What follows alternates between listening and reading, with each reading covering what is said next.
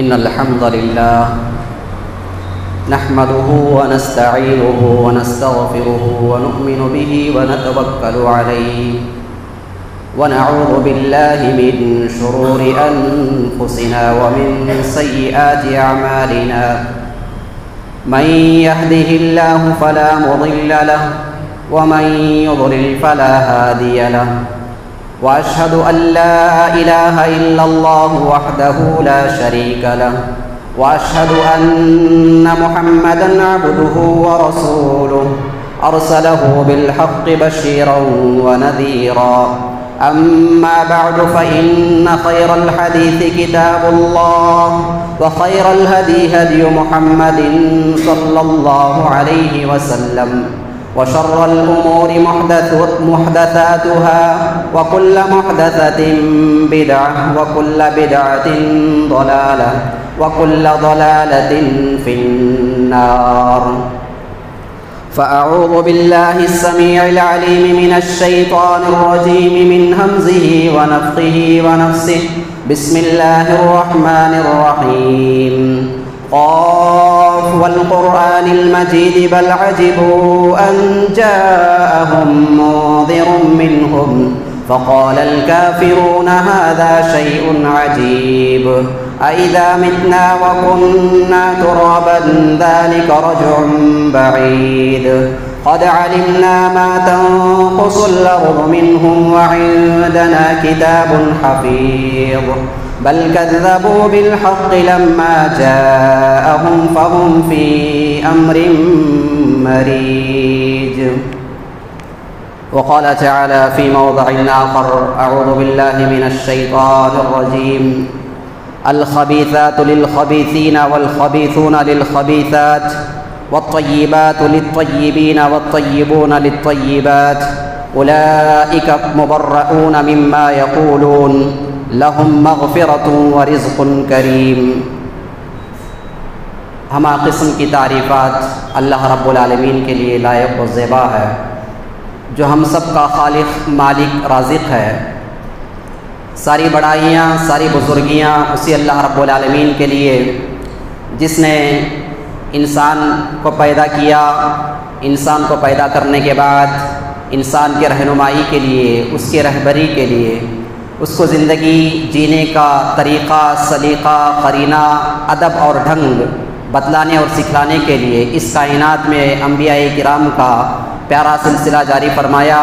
تمام انبیاء کرام پر، خصوصاً میرے اور آپ کے نبی، شافی روز محشر، ساقی حوض کوثر، جناب محمد الرسول اللہ صلی اللہ علیہ وسلم پر درود و سلام کا نذرانہ پیش کرتے ہیں۔ اللہم صلی وسلم۔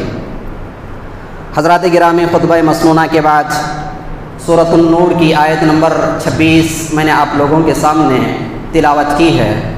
اللہ فرماتے ہیں الخبیثات للخبیثین، کہ گندی عورتیں گندے مردوں کے لیے ہیں، والخبیثون للخبیثات، اور گندے مرد گندی عورتوں کے لیے ہیں، والطیبات للطیبین، پاکیزہ عورتیں پاکیزہ مردوں کے لیے ہیں، والطیبون للطیبات، پاکیزہ مرد پاکیزہ عورتوں کے لیے ہیں۔ اولئک مبرؤون مما یقولون، یہ لوگوں کے الزامات سے بری ہیں، پاکیزہ ہیں۔ لہم مغفرۃ ورزق کریم، ان کے لیے اللہ رب العالمین کی جانب سے بخشش ہے، مغفرت ہے، اور پاکیزہ رزق ہے، بہترین رزق ہے۔ اللہ رب العالمین نے اس آیت کریمہ کے اندر جوڑوں کے تعلق سے بیان کیا ہے۔ انسان اس دنیا میں آیا ہے، چاہے وہ مرد ہو یا عورت، وہ اکیلے زندگی بسر نہیں کر سکتا۔ انسانی فطرت ہے، اگر مرد ہے تو اس کو عورت کی چاہت ہوتی ہے، عورت کی خواہش ہوتی ہے۔ عورت ہے تو اس کو مرد کی چاہت ہوتی ہے، مرد کی خواہش ہوتی ہے۔ اللہ نے نظام ہی ایسے بنایا ہے، اللہ نے فطرت ہی ایسی بنائی ہے کہ ایک دوسرے کے بغیر زندگی گزارنا مشکل ہے، ناممکن ہے، محال ہے۔ اب جب انسان جوڑا تلاش کرے، چاہے وہ مرد ہو چاہے وہ عورت ہو، چاہے وہ لڑکا ہو چاہے وہ لڑکی ہو، جب رشتہ تلاش کرے، جب اپنی جوڑی تلاش کرے تو اس کی جوڑی کیسی ہونی چاہیے اور اس کا انتخاب کیسے کرنا چاہیے، اور اللہ تعالیٰ نے یہاں پہ بیان کر دیا کہ اگر پاکیزہ مرد ہیں تو وہ پاکیزہ عورتوں کو تلاش کریں گے، نیک مرد ہیں تو نیک عورتوں کو تلاش کریں گے، گندے مرد ہیں تو وہ گندی عورتوں کو تلاش کریں گے۔ اللہ تعالیٰ نے اسی کو یہاں پہ بیان کیا کہ الخبیثات للخبیثین والخبیثون للخبیثات والطیبات للطیبین والطیبون للطیبات، کہ گندے مرد گندی عورتوں کو تلاش کرتے ہیں، گندی عورتیں گندے مردوں کو تلاش کرتے ہیں، اور اگر پاکیزہ مرد ہے، نیک مرد ہے، نیک لڑکا ہے تو وہ نیک لڑکی کو تلاش کرے گا، اچھی لڑکی کو تلاش کرے گا، اور اپنے رشتے کا انتخاب وہ دینداری کے حساب سے کرے گا، دنیا کے حساب سے نہیں کرے گا۔ اسی لیے جناب محمد رسول اللہ صلی اللہ علیہ وسلم کی مشہور روایت جو نکاح کے موقعوں پر پڑھی جاتی ہے، علماء کرام یا خطباء یا جو قاضی ہوتے ہیں وہ باقاعدہ اپنے نکاح کے موقع پر اگر وہ خطبہ دیتے ہیں، تقریر کرتے ہیں، اپنے وعظ کے اندر اس حدیث کو پیش کرتے ہیں۔ تنکح المرأة لأربع، جناب محمد رسول اللہ صلی اللہ علیہ وسلم کی مشہور حدیث ہے، بخاری اور مسلم کی روایت ہے۔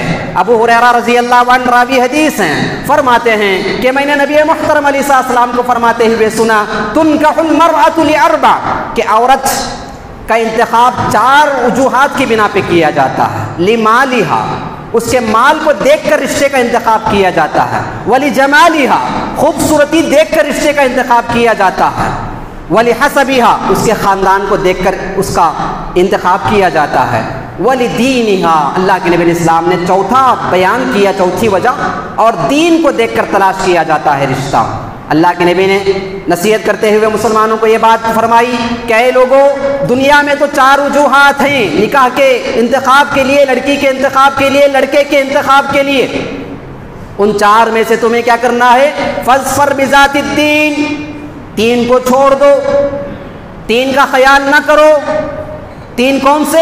مال، خوبصورتی، خاندان، ان 3 پر غور و فکر نہ کرو، ان 3 کے بارے میں زیادہ بحث و مباحثہ نہ کرو۔ اگر تمہیں دیکھنا ہے تو کس چیز کو دیکھنا ہے؟ فاظفر بذات الدین تریبت یداک، دینداری دیکھ کر رشتے کیا کرو، رشتوں کا انتخاب دینداری ہونی چاہیے۔ یہ 3 آنے جانے والی چیزیں ہیں، ختم ہو جانے والی چیزیں ہیں، لیکن دینداری کو دیکھ کر اگر نکاح کیا جائے، اللہ کے نبی جناب محمد رسول اللہ صلی اللہ علیہ وسلم نے اپنی بیٹیوں کے نکاح کیے۔ فاطمہ رضی اللہ عنہ کا نکاح کس سے کیا آپ نے؟ علی رضی اللہ عنہ۔ کون علی رضی اللہ عنہ؟ جی، جو آپ کے زیر نگرانی تھے، جو خود نبی محترم علیہ الصلوۃ والسلام ان کی کفالت کر رہے تھے، جو آپ علیہ الصلوۃ والسلام کے زیر تربیت تھے، جن کے پاس رہنے کے لیے گھر نہیں تھا، جن کے پاس بڑی دولت نہیں تھی، جن کے پاس بڑی تجارت نہیں تھی، علی رضی اللہ عنہ کو آپ نے انتخاب کیا، منتخب کیا اپنی بیٹی کے لیے، اپنے داماد کے لیے۔ کیا دیکھا رسول اللہ صلی اللہ علیہ وسلم نے؟ علی رضی اللہ عنہ کے کردار کو دیکھا، آپ کے اخلاق کو دیکھا، آپ کے دین کو دیکھا۔ جی دیکھیں، ہم بہنیں، بیٹیاں جو بھی ہوتی ہیں، اگر ہم یہ سوچتے ہیں کہ ہماری بہنوں کا نکاح ہم اس جگہ پہ کریں گے جہاں پہ مال زیادہ ہوگا، ہماری بیٹیوں کا نکاح اس جگہ پہ کریں گے جہاں پہ مال کی فراوانی ہوگی، جہاں پہ دولت بہ رہی ہوگی، اللہ اکبر۔ علی رضی اللہ عنہ کو اللہ کے نبی علیہ السلام نے اس وجہ سے نہیں دیکھا کہ یہ بھی نہیں دیکھا رشتہ کرتے وقت میں یہ اپنے پیروں پر کھڑے ہیں کہ نہیں، یہ بھی نہیں دیکھا آپ نے، آپ کے پاس کتنی دولت ہے یہ بھی نہیں دیکھا آپ نے، دین کو دیکھا، دینداری کو دیکھا، آپ کے اخلاق کو دیکھا، آپ کے کردار کو دیکھا۔ فاطمہ رضی اللہ عنہ کا نکاح علی رضی اللہ عنہ کے ساتھ کر دیا۔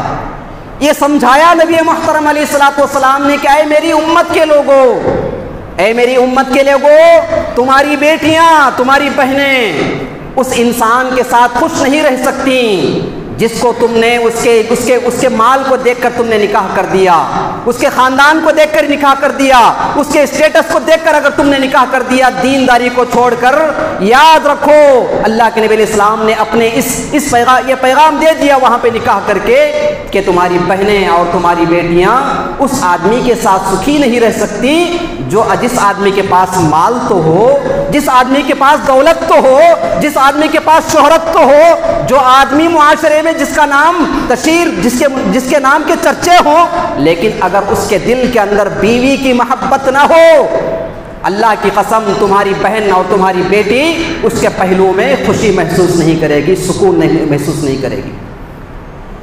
اور اللہ کے نبی نے یہ بھی سمجھا دیا وہاں پہ کہ اگر بیویاں اپنے باپ کے گھر سے کئی سارے زیورات لا رہی ہیں، مال و دولت خوب سارا لا رہی ہیں، اگر وہ عورت دیندار نہ ہو، اگر وہ آنے والی دیندار نہ ہو، تو شوہر، ایک شریف انسان، جو بچی بہت کچھ لے کے آ گئی اپنے گھر سے لیکن دین لے کے نہ آئی، اس عورت کے پہلو میں وہ شریف شوہر سکون محسوس نہیں کرے گا، وہ اس کے پہلو میں سکون سے نہیں رہ سکے گا۔ کیوں؟ کیونکہ اس کے پاس دین نہیں ہے۔ یہ مال آنے و جانے والی چیزیں ہیں، یہ حسب و نسب ختم ہو سکتا ہے جی، یہ خوبصورتی ختم ہو جانے والی چیز ہے، اگر اس کے پیچھے پڑو گے تو نہ تمہارا بیٹا خوشی محسوس کر سکے گا، نہ تمہاری بیٹیاں خوشی محسوس کر سکے گی۔ اس کے لیے انتخاب کیسا ہونا چاہیے؟ اللہ کے نبی علیہ السلام نے فرمایا فَاظْفَرْ بِذَاتِ الدِّينِ، دینداری کو دیکھ کر نکاح کیا کرو، رشتے کیا کرو۔ لڑکی کے والدین کو اللہ تعالیٰ نے، بچی کے والدین کو، بچی کے گھر والوں کو اللہ تعالیٰ نے یہ حکم دیا، اللہ کے نبی علیہ السلام نے یہ حکم دیا، ترمذی کی روایت ہے، اللہ کے نبی علیہ السلام نے فرمایا اذا اتاکم ممن ترضون دینہ وخلقہ فزوجوہ، کیا اے لڑکی کے والدین، اے لڑکی کے رشتہ داروں، اگر تمہارے پاس کوئی ایسا لڑکا آ جائے، ایسا لڑکا رشتے کا نکاح جو ہے نا، نکاح کا رشتہ لے آئے، جو لڑکا جس لڑکے کے اخلاق سے، جس کے دین سے تم راضی ہو، جس کا دین تمہیں اچھا لگے، جس کے اخلاق تمہیں اچھے لگے، تو تم کیا کرو فزوجوہ، اللہ کے نبی علیہ السلام نے حکم دیا کہ تم اپنی لڑکی کا نکاح اس لڑکے سے کر دیا کرو۔ لڑکی کے سرپرستوں کو بھی اللہ کے نبی علیہ السلام نے سبق دے دیا، لڑکی کے ذمہ داروں کو بھی اللہ تعالیٰ نے سبق دے دیا، اور لڑکے کو بھی یہ کہہ دیا گیا لڑکے کے بارے میں بھی کہ لڑکا جب رشتہ تلاش کرنے کے لیے جائے تو وہ کیا کرے، فَاظْفَرْ بِذَاتِ الدِّينِ، دینداری دیکھ کر رشتہ کیا کرے۔ آج ہمارے معاشرے میں آج باپ یہ سمجھتا ہے کہ رشتہ آ جائے، پریشان ہیں آج ہمارے معاشرے میں۔ ہم دیکھتے ہیں کتنے ہمارے بھائی ہیں، کتنے ہمارے مسلمان جو ہے نا لوگ ہیں جو صرف اس فکر میں ہوتے ہیں کہ کسی بھی طریقے سے رشتہ آ جائے اور وہ رشتہ کامیاب ہونا چاہیے۔ اور پھر لڑکی کے والدین ہیں وہ بھی ایک طرف پریشان ہیں، لڑکے کے والدین ہیں وہ بھی ایک طرف پریشان ہیں۔ وہ آج ہمارا معاشرہ یہ اسٹیٹس میں چلا گیا خوب کہ ہماری برابری ہونی چاہیے، برابری ہونی چاہیے۔ اگر ہم مالدار ہیں، ہم لڑکی بھی کیسے لائیں گے؟ مالدار گھرانے کی لائیں گے۔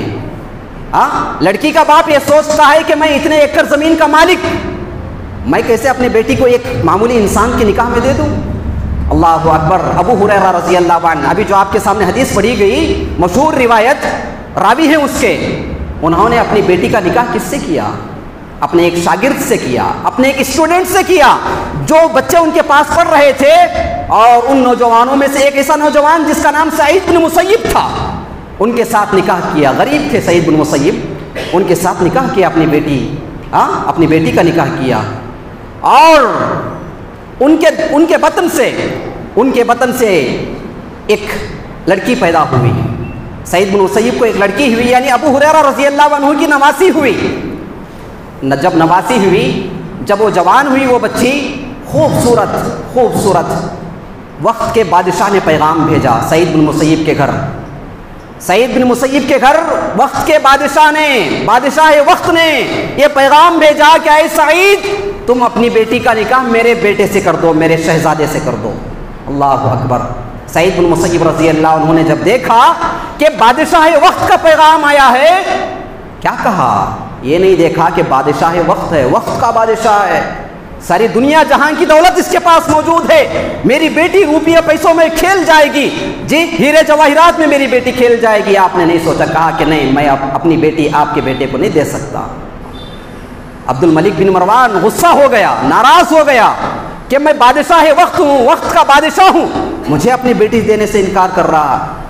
کیا ہوا اس کے بعد؟ اللہ اکبر، آپ پڑھیں گے، آپ سنیں گے، آپ کو تعجب ہوگا کہ عبد الملک بن مروان بن عبد الملک نے رشتہ سے انکار کرنے کی وجہ سے سعید بن مسیب کو 100 کوڑے لگائے، 100 کوڑے لگائے۔ سعید بن مسیب نے 100 کوڑے کھا لیے، 100 کوڑے کھا لیے، لیکن اپنی بیٹی کا نکاح اس شہزادے سے نہیں کیا۔ کیوں نہیں کیا؟ دیندار نہیں تھا۔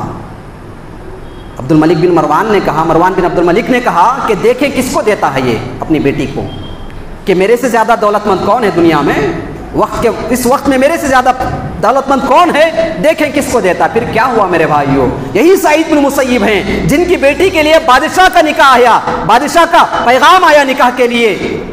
یہ سعید بن مسیب درس میں بیٹھے ہوئے ہیں، درس میں بیٹھے ہوئے ہیں، اب درس دے رہے ہیں لوگوں کو، اپنے شاگردوں کو۔ ان شاگردوں میں سے ایک شاگرد کو آپ نے گم پایا، ایک شاگرد 2-3 دنوں سے حاضر نہیں تھے۔ وہ شاگرد جب درس کے اندر حاضر ہوا، پوچھا کہ بھائی تم کو میں نے 2-3 دن سے گم پایا ہے، تم نے درس میں حاضری نہیں دی ہے، کیا وجہ ہے؟ تو اس نے کہا کہ استاد محترم، میری اہلیہ کا انتقال ہو گیا تھا، میری بیوی کا انتقال ہو گیا تھا، اسی ٹینشن میں 2-3 دن کلاس میں حاضری نہیں دے سکا۔ درس ہو گیا، کلاس ہو گئی، کلاس ہونے کے بعد کہا کہ بیٹے تم یہیں پہ بیٹھو، 2 منٹ بات کرنی ہے۔ جب سارے چلے گئے، جانے کے بعد سعید بن مسیب رحمہ اللہ نے کیا کہا؟ کیا تم شادی کی ضرورت محسوس کرتے ہو؟ کیا تم نے دوسرے نکاح کے لیے کچھ سوچ رکھا ہے؟ کہنے لگے کہ استاد محترم، غریب آدمی ہوں، میرے پاس 2 درہم کے علاوہ کچھ نہیں ہے، مجھے کون اپنی بیٹی دے گا؟ جی کہتے ہیں سعید بن مسیب تم راضی ہو؟ تو اس شاگرد نے کہا کہ ہاں میں راضی ہوں۔ تو انہوں نے کہا کہ چلو میں انتظام کر دیتا ہوں۔ اس کے بعد انہی شاگردوں میں سے 2-3 شاگردوں کو اپنے ساتھ بٹھا لیا، اور بٹھانے کے بعد کہا سعید بن مسیب تمہارے استاذ یہ کہہ رہے ہیں کہ تمہارے استاذ اپنی بیٹی کا نکاح تم سے کریں گے۔ اللہ اکبر، اندازہ لگائیں، جس بیٹی کے لیے بادشاہ کا پیغام آیا تھا، بادشاہ وقت کا پیغام آیا تھا، اس کے رشتے کو ٹھکرا کر ایک معمولی شاگرد، ایک معمولی نوجوان جو غریب ہے، جو یہ کہتا ہے کہ میرے پاس 2 درہم کے علاوہ کچھ ہے ہی نہیں، اللہ اکبر، اس کے ساتھ نکاح کر دیا۔ شام کا وقت تھا، نکاح ہو گیا۔ نکاح ہونے کے بعد یہ شاگرد اپنے گھر چلے گئے۔ جا کر وہ کہتے ہیں میں گھر کے اندر جا کر بیٹھ کر سوچنے لگا، تفکر تو میں سوچنے لگا کہ اب مجھے رخصتی کر کے لانا ہے اپنی بیوی کو، مجھے ولیمے کا انتظام کرنا ہے، میرے پاس تو کچھ ہے ہی نہیں، اب کیا کروں؟ اسی سوچ میں بیٹھا تھا۔ رات کا وقت ہوا، عشاء کا وقت ہوا، دروازے پہ دستک ہوئی، کون؟ میں نے اندر سے پوچھا کون ہے؟ کہنے لگے، باہر سے آواز آئی سعید آیا ہے۔ کون آیا ہے؟ سعید آیا ہے۔ اب یہ کہتے ہیں کہ میرے ذہن کے اندر ہمارے گاؤں میں جتنے سعید تھے سارے میرے ذہن میں آ گئے، لیکن میرے استاد جو سعید بن مسیب تھے ان کا نام میرے ذہن میں نہیں آیا، ان کا خیال میرے ذہن میں نہیں آیا۔ کیوں؟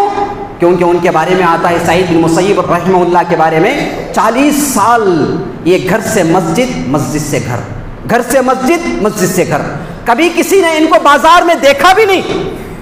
وہ کہتے ہیں کہ میں سوچ بھی نہیں سکتا تھا کہ وہ سعید آئے ہیں۔ میں نے دروازہ کھولا تو دیکھا کہ میرے استاد محترم، میرے سسر دروازے پہ کھڑے ہیں۔ میں نے کہا کہ استاد محترم ایک آواز دے دیتے، میں آپ کے پاس چلا آتا۔ کہتے ہیں کہ اے میرے شاگرد، انک رجل تزوجت، تم نے ابھی نئی شادی کی ہے، ابھی نیا تمہارا نکاح ہوا ہے، میں مناسب نہیں سمجھا کہ تم کو میں اپنے پاس بلاؤں، میں ہی یہ ضروری خیال کیا تو میں نے اپنی بیٹی کو اپنے ساتھ لا لیا ہے، اب تم نے نکاح کر لیا، میں یہ نہیں چاہتا کہ تم ایک شادی شدہ ہو کر جو ہے نا اکیلے رات گزارو۔ سعید بن مسیب رحمہ اللہ نے اپنی بیٹی کو دروازے کے اندر بھیج دیا، کہا جاؤ اپنی زندگی بسر کر لو۔ یہ اسلاف تھے ہمارے جو دینداری کو دیکھ کر، صرف دین دیکھ کر اپنی بیٹیوں کا نکاح کیا کرتے تھے، اپنے بچوں کا نکاح کیا کرتے تھے۔ آج معاشرے میں آج ہم دیکھتے ہیں ہمارے معاشرے میں ہوتا یہ ہے کہ کسی بھی طریقے سے رشتہ آ گیا، ہم نے اس کے بارے میں جانکاری نہیں لی، ہم نے اس کے دین کو نہیں دیکھا، ہم نے اس کے بارے میں اس کے اخلاق کو نہیں دیکھا۔ اللہ اکبر! کیا جواب دیں گے جب یہی بیٹیاں اللہ کے دربار میں جائیں گی، اللہ کے دربار میں کھڑے ہو کر باپ کے گریبان کو پکڑ کر کہیں گی، بھائی کے گریبان کو پکڑ کر کہیں گی، اے اللہ یہ میرا بھائی تھا، یہ میرا سرپرست تھا، اے اللہ یہ میرا باپ تھا، یہ میرا سرپرست تھا، اے اللہ اس نے مجھے ایک ایسے گھرانے کے اندر دھکیل دیا جو گھرانہ مشرکوں کا تھا، جو گھرانہ بے نمازیوں کا تھا، جو گھرانہ شرابیوں کا تھا، جو گھرانہ زانیوں کا تھا۔ ایسے گھرانوں کے اندر اے اللہ ہمارے والدین نے ہمارے سرپرستوں نے ہم کو دھکیل دیا، ہم تو مظلوم ہیں، اے اللہ ہم کیا کہہ سکتے ہیں؟ میرے بھائیوں، گریبان پکڑیں گی ہماری بیٹیاں، ہماری بہنیں۔ کل قیامت کو یہ نہ سمجھنا کہ ہم نے نکاح کر دیا ہماری ذمہ داری ادا ہو گئی، نہیں، سوچ غلط ہے، یہ خیال غلط ہے۔ آج والدین، آج میں ایک ایسی بات کہنے جا رہا ہوں جو شاید ہمارے بڑوں کو شاید خراب بھی لگتی ہو، یا ہمارے بڑے اس سے جو ہے نا میری بات سے اختلاف بھی کر سکتے ہیں۔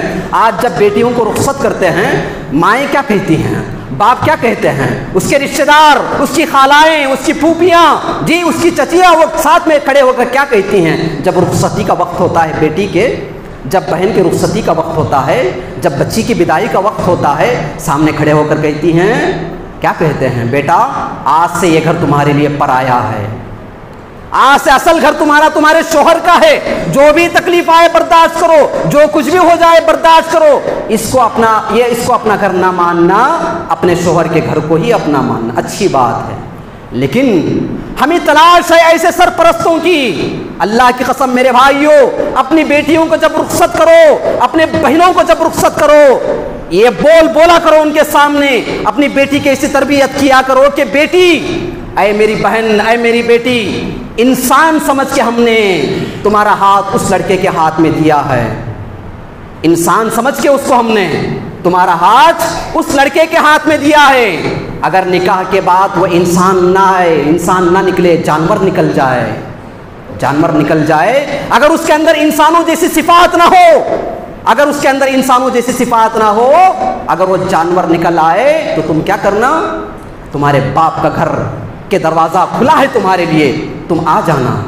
ایسے بھی والدین ہونے چاہیے، ایسے بھی سرپرست ہونے چاہیے کہ اب ہم نے دیکھا حیدرآباد کا واقعہ میرے بھائیوں، آپ نے دیکھا ہوگا، وہ جو وائس کال تھی وہ وائرل ہوئی ہے بہت جگہ پہ، آپ نے دیکھا ہوگا کہ ایک بیٹی نے اپنی ماں کو فون کیا، کہہ رہی ہے، بلک رہی ہے، سسک رہی ہے، تڑپ رہی ہے کہ امی میرے گھر کے اندر میرا شوہر بھی ظالم ہے، میرا دیور بھی ظالم ہے، میری ساس بھی ظالم ہے، امی روزانہ مجھے تنگ کرتے ہیں، میرے جسم کو وہ سگریٹ کے ذریعے سے جلانے کی کوشش کرتے ہیں، امی روزانہ مجھے تکلیف دے رہے ہیں، میں گھر آنا چاہتی ہوں۔ اللہ اکبر! ماں کیا کہتی ہے؟ نہیں بیٹا، آج سے یہ گھر تمہارے لیے پرایا ہے۔ کیوں پرایا ہوتا ہے ان کے لیے؟ بیٹیوں کے لیے، ارے جن ماؤں نے بیٹیوں کو اتنے درد سے جنم دیا، 9 ماہ تک اپنے پیٹ کے اندر رکھ کر ان کو جنم دے کر جب نکاح کا وقت آ جاتا ہے تو کیا کہتے ہیں؟ آج سے یہ گھر تمہارے لیے پرایا ہو گیا۔ کیوں پرایا ہوتا ہے ان کے لیے گھر؟ کیا اپنی بیٹیوں کے لیے، آپ کی بہنوں کے لیے آپ کا گھر اپنا نہیں ہوتا، ان کا نہیں ہوتا؟ میرے بھائی، یہ سوچ کو ہمیں نکالنا ہوگا، اس سوچ کو ہمیں بدلنا ہوگا، اپنی بہن بیٹی کو یہ بتلانا ہوگا کہ یہ گھر جتنا ہمارا ہے، جتنا بھائیوں کا ہے، اتنا بھی تمہارا ہی ہے۔ ایک کال آیا مجھے چند دنوں پہلے، 8 دن پہلے کی میں بات کر رہا ہوں، مسئلہ پوچھا انہوں نے، ایک آدمی نے، کہ ماں باپ کا انتقال ہو گیا، ماں کا جب انتقال ہو گیا، ماں کا جو سونا تھا 8-10 تولے، اس سونے کو کیا کر دیا بھائیوں نے، 5 بھائیوں نے مل کے بہنوں کے اندر تقسیم کر دیا، اور جو زمین تھی، بہت ساری زمین تھی، بہت سارے گھر کرائے پہ دیے گئے تھے، جو زمین اور گھر ہے، جب اس کے حصے داری کی بات آئی تو جب بہنوں نے مانگا اپنا حق تو جواب کیا دیتے ہیں؟ تم نے تو سونا لے لیا ہے، ماں کا جو سونا تھا تم 4 بہنوں میں تقسیم ہو گیا، پھر کیا مانگنے آئی ہو؟ کیا جواب دیں گے یہ اللہ کے سامنے؟ کیا منہ دکھائیں گے اللہ کو؟ کس ہمت کے ساتھ اللہ کے سامنے جائیں گے کہ تم نے اپنی بہن بیٹیوں کا حق مارا، بہن بیٹیوں کا حق مار کر تم نے اپنے اولاد کو کھلایا؟ حرام رزق ہوتا ہے یہ، اگر بہنوں کا حصہ نہ دیا جائے، بیٹیوں کا حصہ نہ دیا جائے۔ मिंबर रसूल पे खड़े होके पूरे एतमाद के साथ, पूरे उसूख के साथ कहता हूँ, अगर किसी भाई ने, किसी बाप ने अपनी बेटी का या अपनी बहनों का हक मारा है, अपने बच्चों को खिला रहा है, अपने घर में खुशहाल है, वो पाकीज़ा रिज़्क़ नहीं खा रहा, वो पाकीज़ा रिज़्क़ नहीं खा रहा, वो गंदा रिज़्क़ खा रहा है। बहनों का भी उतना ही हक है, बेटियों का भी उतना ही, जितना हक देना चाहिए उनको देना चाहिए बाकायदा। आज हमारे मुआशरे में ये जुल्म किया जा रहा हमारी बहन बेटियों के साथ। तो मेरे बताने का मकसद ये था कि रिश्ते का जो इंतखाब किया जाए, दीनदारी को देखकर इंतखाब किया जाए, दुनिया ना देखी जाए, दीन असल होता है। मेरे भाइयों क्या बताऊँ, उमर बिन खत्ताब रज़ी अल्लाह अन्हु के बारे में आपने सुना, रात को गश्त किया करते थे, मोहल्ले गली में फिरा करते थे, अपनी रियाया के हालात को जानने के लिए रात में निकले, देखा किसी एक झोंपड़ी से आवाज़ आ रही है। आपने वाक़या बारहा सुना, आवाज़ आ रही है, माँ कहती है अपनी बेटी से, कह रही है कि बेटी दूध में पानी मिला दो, दूध में पानी मिला दो। बेटी कहती है अम्मा जान, वक्त के खलीफा ने रोका है पानी मिलाने से दूध में, ये जुल्म है, ये ख़ियानत है कि हम दूध बेच रहे हैं, पानी मिलाकर बेच रहे हैं। माँ ने कहा कि बेटी वली खलीफा कहाँ देख रहे हैं, खलीफा कहाँ सुन रहे हैं, वो कहाँ देख रहे हैं। बेटी ने जवाब दिया कि अम्मा खलीफा तो नहीं देख रहे हैं, खलीफा का अल्लाह तो देख रहा है, खलीफा का रब तो देख रहा है, रब को क्या जवाब देंगे। अल्लाह अकबर। उमर बिन खत्ताब रज़ी अल्लाह अन्हु ने उस घर को अपने ज़हन व दिमाग में रखा। सुबह हुई, सुबह होने के बाद उस माँ को बुला भेजा, कहा अम्मा मैं अपने बेटे उबैदुल्लाह के लिए आपकी बेटी का रिश्ता मांग रहा हूँ। देखिए बेटे का रिश्ता कैसे किया जाए, सबक दिया जा रहा है कि कौन है खलीफतुल मुस्लिमीन, पूरी दुनिया के मुसलमानों के अकेले बादशाह, पूरी दुनिया के मुसलमानों के अकेले सरदार, अकेले अमीर, इनकी इजाज़त के बगैर, इनके हुक्म के बगैर कोई काम नहीं किया जा सकता। जी, इतने बड़े अमीर, इतने बड़े खलीफा, पूरी दुनिया के मुसलमानों का बादशाह, क्या किससे रिश्ता मांग रहा? एक मामूली दूध बेचने वाली औरत, मामूली दूध बेचने वाली औरत। और देखिए गरीबी का आलम क्या होगा कि दूध भी बेच रहे हैं तो पानी मिलाकर बेचने की कोशिश कर रहे हैं, कितनी गरीबी होगी। झोंपड़ी से आवाज़ आई, कहा अम्मा मैं रिश्ता मांग रहा हूँ अपने बेटे उबैदुल्लाह के लिए, आप अपनी बेटी दे सकती हैं? कहा अमीरुल मोमिनीन क्या बात कर रहे हैं आप कहाँ, हम कहाँ? कहा कि नहीं अम्मा जान, मैं जो रिश्ता मांग रहा हूँ दीनदारी, अल्लाह के नबी अलैहिस्सलाम की सुन्नत पर मैं अमल कर रहा हूँ। हमारे नबी ने हमको यही तो सिखाया है कि जब लड़की का या लड़के का रिश्ता करने का की नौबत आ जाए तो ऐसे वक्त में दीनदारी देखकर निकाह किया करो, रिश्ते किया करो। मेरे भाइयों आज हमारे माशरे में ऐसे होता नहीं है। हाँ, कितनी बहनें, कितनी बेटियाँ जी इंतज़ार में हैं कि उनके लिए कोई रिश्ता आ जाए। आज माशरे में स्टेटस देखा जा रहा, आज माशरे में जो है ना बराबरी देखी जा रही है। बराबरी सिर्फ दीन में देखी जाएगी। दीन में अगर दोनों बराबर हैं निकाह होगा, अगर नहीं हैं तो निकाह नहीं होगा। मेरे भाइयों मैं क्या बताऊं आपको कि हम दे देते हैं, रिश्ता कर लेते हैं, लेकिन जब रिश्ता हो जाता है, होने के बाद अगर शोहर या बीवी दोनों में से कोई एक ऐसे निकलना है जो दीन से दूर हों, मेरे भाइयों मुझे याद आ रहा है वाक़या कि आखिरी ज़माने जो है ना सहाबा किराम रिज़वानुल्लाहि अलैहिम अजमाइन के आखिरी ज़माने में एक औरत मोहल्ले गली में चीखते हुए जा रही हैं, कह रही हैं कि कोई सहाबी रसूल ज़िंदा हैं तुम में से, कोई सहाबी रसूल हैं, कोई ऐसे आदमी हैं जिन्होंने अल्लाह के नबी सल्लल्लाहु अलैहि वसल्लम को देखा हो और उनसे आदाब सीखे हों, मुझे उनसे कोई मसला पूछना है, कहती हैं वो मोहल्ले गली में दौड़ रही हैं, पूछ रही हैं कि कौन है सहाबी रसूल जिनसे मैं मसला पूछ सकती हूँ। लोगों ने कहा कि अम्मा जान फलां जगह पे जाएं, वहाँ पे एक सहाबी रसूल हैं, एक ही सहाबी है, उनके पास जाएं, आप उनसे जाकर मसला पूछें। ये औरत जाती हैं, जाकर कहती हैं ऐ सहाबी रसूल, ऐ अल्लाह के नबी अलैहिस्सलाम के साथी, ऐ सहाबी रसूल, मेरा मसला ये है कि मेरा शोहर इन्ना ज़ौजी यदउस्सलात अहयानन, ज़रा अंदाज़ा लगाएं, कहती हैं कि ऐ सहाबी रसूल ज़रा मुझे मसला बताइए, फतवा बताइए। मेरे जो शोहर हैं पहले तो वो ठीक ठाक थे, پہلے تو وہ نمازی تھے، پہلے تو وہ دیندار تھے، لیکن اب ایسا وقت آ گیا ہے کہ کبھی کبھار میرے شوہر نماز چھوڑ کر سو جاتے ہیں، نماز نہیں پڑھتے، چھوڑ دیتے ہیں نماز۔ کیا کہتی ہیں؟ ان زوجی یدع الصلاۃ احیانا، کبھی کبھار میرا شوہر نماز چھوڑ دیتا ہے، کیا میں ان کے ساتھ نکاح قائم رکھ سکتی ہوں؟ کیا ان کی زوجیت میں رہ سکتی ہوں؟ کہا صحابی رسول نے، سنا ہی پہلی مرتبہ تھا کہ مسلمان بھی ہے نماز بھی چھوڑ رہا۔ انہوں نے سنا ہی پہلی مرتبہ تھا کہ ایک مسلمان نماز چھوڑ سکتا ہے، کبھی انہوں نے سنا تھا بھی نہیں، دیکھا بھی نہیں تھا انہوں نے کہ مسلمان ہو کر نماز بھی چھوڑ دے۔ کہتے ہیں کہ انکی فاجرہ، تم گنہگار عورت ہو۔ عورت کہتی ہیں اے صحابی رسول میں نے کیا گناہ کیا؟ میں تو نماز پڑھتی ہوں، میں تو دیندار عورت ہوں، وہ تو میرا شوہر ہے جو کبھی کبھار نماز چھوڑ دیا کرتا ہے۔ کہا کہ تم اس کے ساتھ زندگی کیسے گزار رہی ہو؟ بے نمازی کے ساتھ تم زندگی گزار رہی ہو؟ اللہ اکبر، اندازہ لگائیں۔ آج ایک بیوی سوچے، آج ایک شوہر سوچے، آج والدین سوچیں کہ ہم نے اپنی بیٹیوں کا نکاح کن گھروں کے اندر کیا ہے۔ سوچیں، غور و فکر کریں۔ آج ہم سوچیں، ہمارے والدین، ہمارے ذمہ دار، ہمارے سرپرست حضرات سوچیں اپنے بیٹوں کا نکاح ہم نے کن بیٹیوں سے کیا، کن لڑکیوں سے کیا۔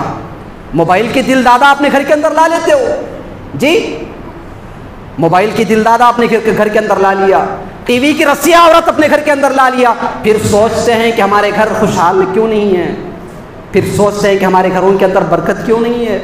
کہاں سے آئے گی؟ جو لڑکی موبائل کی دل دادا ہو، جو لڑکی جی ٹی وی کی دل دادا ہو، ٹی وی کی رسیہ ہو، جو لڑکی دنیا کی رسیہ ہو، ہاں ایسے گھر کے اندر برکت آئے گی، خیر آئے گا، ایسے گھر کے اندر خوشحالی آئے گی۔ میرے بھائی یاد رکھیے، یاد رکھیے، دینداری آپ نے نہیں دیکھی۔ اگر ہم نے بھائی ہونے کے ناطے اپنے بہنوں کے لیے دیندار لڑکوں کا انتخاب نہیں کیا، اور باپ ہونے کے ناطے اپنی بیٹیوں کے لیے دیندار لڑکے کا انتخاب نہیں کیا، پھر ہم نے کچھ بھی نہیں کیا۔ چاہے ہم ان کے لیے کتنے گھر بنا کے رکھ دیں، ان کے جہیز کے لیے کتنا سامان تیار کر کے رکھ دیں، ان کی زندگی گزارنے کے لیے کتنی بڑی بڑی آسائش والی چیزیں تیار کر کے کیوں نہ رکھ دیں، اگر یہ کام ہم نے نہیں کیا، دینداری کو نہیں دیکھا، یاد رکھیے آپ کی بیٹی، آپ کی بہن سونے کے محل میں بھی رہے، چاندی کے محل میں بھی رہے، اگر اس کا شوہر اس سے محبت کرنے والا نہ ہو تو آپ نے کچھ نہیں دیا اپنی بیٹی کو، سب کچھ دے کر بھی اس کو تنہا کر دیا، اس کو اکیلا آپ نے کر دیا، اس کو بے بس آپ نے کر دیا۔ کس دل کے ساتھ ایک باپ اپنی بیٹی کو ایسے انسان کے حوالے کر سکتا ہے جس انسان کو نہ رسول اللہ کے بارے میں معلومات، جس انسان کو نہ اللہ کے بارے میں معلومات، جس انسان کو نہ نماز پڑھنے کا طریقہ، جس انسان کو نہ روزے رکھنے کا طریقہ۔ یہ عبادت ہے میرے بھائیو، نکاح کرنا ہے نا، یہ رشتے کرنا، سمجھیے یہ عبادت ہے، یہ عبادت ہے۔ اور کیسی عبادت ہے؟ بہت بڑی عبادت ہے یہ۔ آپ نماز کے لیے آئے جی، 12:40 سے خطبہ شروع ہوا، ابھی ختم ہو جائے گا، عبادت ختم ہو گئی۔ نماز آئیں گے آپ، نماز کے وقت میں پڑھیں گے، عبادت کا وقت ختم ہو جائے، عبادت ختم ہو جائے گی۔ تلاوت آپ نے شروع کیا، قرآن پڑھنا شروع کیا، آدھا گھنٹہ آپ نے پڑھا، عبادت ختم ہو گئی۔ افطار آپ نے روزہ رکھا، سحری کیا آپ نے، افطار کر لیا آپ نے، یہ عبادت ختم ہو گئی روزے کی جی۔ آپ نے احرام باندھا، پھر احرام کھول دیا، عبادت ختم ہو گئی آپ کی۔ لیکن نکاح ایک ایسی عبادت ہے جو کئی سالوں تک رہنے والی ہے، بہت بڑی عبادت ہے۔ جب تک میاں بیوی، جب تک شوہر اور بیوی ایک ساتھ رہیں گے یہ عبادت میں شمار ہوگا، بہت لمبی عبادت ہے، بہت بڑی عبادت ہے۔ اب اس عبادت کے لیے ہم کیا کر رہے ہیں؟ ہمارا نظام کیسے ہو چکا ہے، ہمارا معاشرہ کیسے ہو چکا ہے؟ اس لیے میں درخواست یہ کرنا چاہتا ہوں کہ جن بیٹیوں کو، جن بہنوں کو آپ نے بڑے ناز و نعم میں پالا جی، بڑے ناز و نعم میں پالا، ان کو اپنا جگر کا ٹکڑا آپ نے کہا جی، بہنوں کی شفقت کے بارے میں آپ جانتی ہیں، سب کچھ آپ جانتے ہیں، سب کچھ آپ کو معلوم ہے۔ جب اتنا کچھ آپ نے کرنے کے بعد اگر آپ نے ان کے نکاح کے اصل وقت میں، ان کی زندگی جہاں سے شروع ہو رہی ہے اصل زندگی، وہاں پر آپ نے اگر اس بات کا خیال نہیں کیا تو میرے بھائیوں آپ سمجھ جائیں آپ کو جو بشارت نبی محترم علیہ السلام نے دی ہیں کہ جو بندہ جس کے گھر کے اندر ایک بیٹی ہو، جس کے گھر کے اندر جو ہے نا 2 بیٹیاں ہوں اور وہ ان کی اچھی تربیت کرے، پھر ان کے اچھے گھرانے کے اندر نکاح کر کے دے دے، ایسے آدمی کے لیے وہ بیٹیاں اور وہ بہنیں جہنم کے لیے آڑ بن جائیں گی، جہنم سے بچا لیں گی وہ بہنیں اور بیٹیاں۔ اگر ہم نے نکاح کا اصل بندوبست صحیح نہیں کیا تو یاد رکھیے یہ بشارت ہمیں ملنے والی نہیں ہے، اس کے مستحق ہم نہیں ہو سکتے۔ کب ہوں گے مستحق؟ جب اس کے لیے چاہے آپ کا اپنا لڑکا ہو، جب لڑکے کے رشتے کے لیے جائیں تب بھی آپ یہ دیکھیں کہ لڑکی ہمیں دیندار ملنی چاہیے، اور لڑکی کا نکاح لڑکی کے پیغام آ رہا ہو لڑکی کے لیے تب بھی یہ دیکھا جائے کہ لڑکا ایسا ہونا چاہیے جو دیندار ہو، گرچہ کہ اس کے پاس بینک بیلنس نہ ہو، گرچہ کہ اس کے پاس بڑی بڑی گاڑیاں نہ ہوں، گرچہ کہ اس کے پاس بنگلے نہ ہو، گرچہ کہ اس کے پاس زمین نہ ہو، لیکن اگر وہ اس لڑکے کے پاس ایک دل ہوگا، اور اس دل کے اندر اگر تمہاری بیٹی کی محبت، تمہاری بہن کی محبت آ گئی تو یاد رکھیے ہماری بہنیں، ہماری بیٹیاں خوشحال انسان کے ساتھ، ایسے انسان کے ساتھ خوشحال رہ سکتی ہیں جو انسان نیک ہو، جس کے پاس اپنی بیوی کے لیے محبت میں تڑپنے والا دل ہو۔ ایسی انسان کے ساتھ ہی ہماری بہنیں اور ہماری بیٹیاں خوش رہ سکتی ہیں، اس کے علاوہ اور کوئی دوسری بات نہیں ہے۔ محترم حضرات، بتلانے کا مقصد یہی ہے کہ ہمیں رشتوں کا انتخاب بہتر انداز میں کرنا چاہیے، دینداری کو دیکھ کر کرنا چاہیے، دین کو دیکھ کر کرنا چاہیے، اخلاق کو دیکھ کر کرنا چاہیے۔ اللہ رب العالمین سے میں دعا کرتا ہوں کہ اللہ رب العالمین جو کچھ کہا سنا گیا ہے، مجھے آپ سب کو، ہم سب کو اس کے عمل کی توفیق عطا فرمائے۔ اللہ رب العالمین جہاں کہیں مسلمان پریشان حال ہے، الہی ان کی پریشانیوں کو دور فرما۔ اللہ رب العالمین جن گھروں کے اندر بہن بیٹیاں بن بیاہی بیٹھی ہوئی ہیں، اللہ تعالیٰ ان کے لیے نیک صالح رشتوں کا انتظام فرما۔ اللہ رب العالمین ان کے گھروں کے اندر، ہمارے سب کے گھروں کے اندر اللہ رب العالمین خیر و برکت نازل فرما۔ اللہ رب العالمین جہاں کہیں مسلمان مقروض ہے، قرض میں ڈوبا ہوا ہے، الہی اس کے قرض کو ادا کرنے کی کوئی نہ کوئی صورت نکال دے۔ آمین۔ وآخر دعوانا ان الحمد للہ رب العالمین۔